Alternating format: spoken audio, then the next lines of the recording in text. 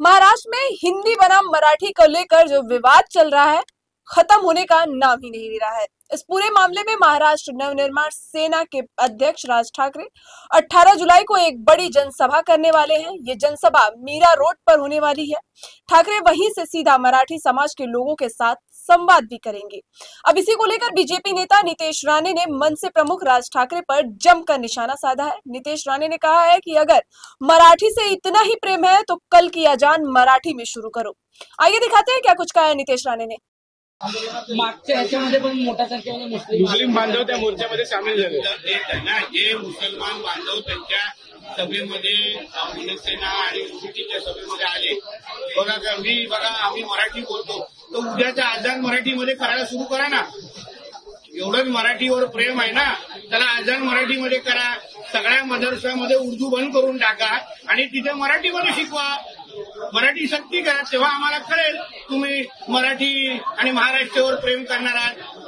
नुसतं हे अशा पद्धतीची झुकपट्टी करायची, ढोंगीपणा करायचा, हे आता सगळ्यांना कळतंय हो। तुम्हाला एवढंच मराठीवर प्रेम आहे ना, तर तुमच्या मुल्ला मौलवींना सांगा उद्यापासून उर्दू बंद करायची आणि मराठीमध्ये बोलायचं, तर आम्हाला कळेल। सर राज ठाकरे 18 जुलाई को मीरा भाई के सभा लेने वाले, क्या ये गैर मराठियों को डराने की कोशिश है? देखिए, कोई किसको डरा सकता नहीं। हमारा हिंदुत्वरी विचार की सरकार देश में भी है और राज्य में है। हम लोग होते हुए कोई भी हिंदुओं को डरा सकता है नहीं।